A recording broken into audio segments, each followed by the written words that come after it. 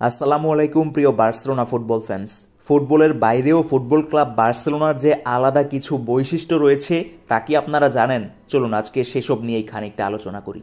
Football club বার্সেলোনার ইতিহাস যতটা না ফুটবলের সঙ্গে জড়িত, এর চেয়েও বোধহয় ওতপ্রোতভাবে বেশি জড়িত কাতালান বিচ্ছিন্নতাবাদের সঙ্গে।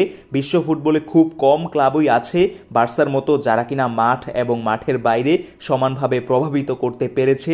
বার্সেলোনার ঘরের মাঠ ক্যাম্প নু এর গ্যালারির একপাশে আপনি যদি লক্ষ্য করেন তাহলে দেখতে পাবেন যে নীলের মধ্যে হলুদ অক্ষরে খচিত আছে কাতালান ভাষায় 4টি শব্দ, ম্যাস কিউ উন ক্লাব।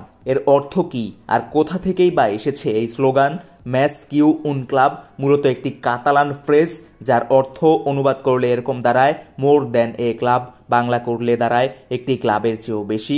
বার্সেলোনার অফিসিয়াল ওয়েবসাইটে গর্বের সঙ্গে ঘোষণা করা রয়েছে যে আমরা দুর্দান্ত সব তারকা দ্বারা গঠিত একটি দলের চেয়েও বেশি কিছু, আমরা স্বপ্নে ভরা একটা স্টেডিয়ামের চেয়েও বেশি কিছু, আমাদের ইতিহাস, আমাদের অর্জিত সব সাফল্যের চেয়েও বেশি কিছু।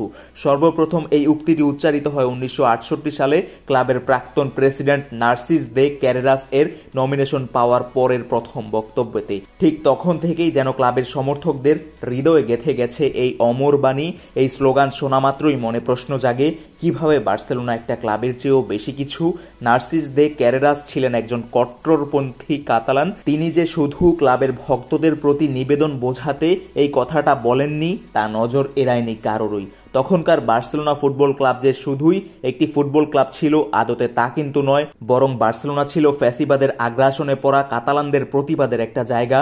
কাতালানদের প্রতি স্পেন সরকারের আগ্রাসনের প্রতিবাদ তারা জনসমক্ষে করতে পারত না, করলেই মুখোমুখি হতো চরম শাস্তির। কাতালুনিয়াতে কাতালান ভাষা, কাতালান পতাকা পর্যন্ত নিষিদ্ধ করা হয়েছিল। এই অবস্থায় কাতালানদের প্রতিবাদের জায়গা হয়ে উঠেছিল তাদের প্রিয় ক্লাব বার্সেলোনা, যারা কাতালানদের ভাষা এবং সংস্কৃতিকে আপন করে নিয়েছিল। কাতালানরা প্রতি রবিবার দল বেঁধে খেলা দেখতে যেত এবং তাদের প্রতিবাদী চেতনা প্রকাশ পেত গ্যালারিতে থেকে। কিন্তু এই স্লোগানটি সাথে সাথেই জনপ্রিয় হয়ে ওঠেনি। 1973 পর্যন্ত মানুষের মনে খুব সাধারণভাবেই চর্চিত হচ্ছিল স্লোগানটি। 1973 সালে ক্যাম্প নুতে ইউরোপ একাদশ বনাম আমেরিকা একাদশের মধ্যকার একটি ম্যাচকে কেন্দ্র করে জাভিয়ের কোমা নামে এক ভদ্রলোক বিজ্ঞাপন বানানোর দায়িত্ব পান। স্প্যানিশ এই সাংবাদিক সর্বপ্রথম কাতালানদের ইতিহাসের সঙ্গে বার্সেলোনার যোগসূত্র তুলে ধরেছিলেন। বার্সেলোনা কিভাবে কাতালুনিয়ার স্বাধীনতা আন্দোলনের একটি মাধ্যম হয়ে গিয়েছিল তা জানিয়েছিলেন বিশ্বকে। তখনকার সময়েই বিজ্ঞাপনটি একেবারে জনপ্রিয়তার শীর্ষে চলে গিয়েছিল। বার্সা বর্তমানে শুধু কাতালান সংস্কৃতির অংশ না, বরং বার্সেলোনার সমর্থকদের প্রসার ঘটেছে পুরো বিশ্বেই। বিশ্ববাসীর কাছে পরিণত হয়েছে গ্লোবাল আইকন হিসেবে। লিওনেল মেসি, ইয়োহান ক্রুইফের মতো কিংবদন্তিরা এসে ক্লাবকে নিয়ে গিয়েছেন সুউচ্চ পর্যায়ে। বার্সেলোনা বর্তমানে কাজ করছে বিভিন্ন দাতব্য কর্মসূচির বাহন হিসাবে।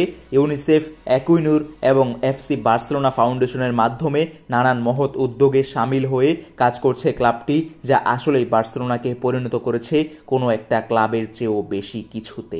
আপনি কি বার্সেলোনার more than a club, mass Q উন ক্লাব কিংবা একটা ক্লাবের চেয়েও বেশি কিছু এই স্লোগানটা সম্পর্কে বিস্তারিত জানতেন? না জেনে থাকলে আপনি এই ভিডিওতে একটা লাইক দিয়ে যাবেন, কমেন্ট করে জানার পর আপনার অনুভূতিটা ব্যক্ত করে যাবেন।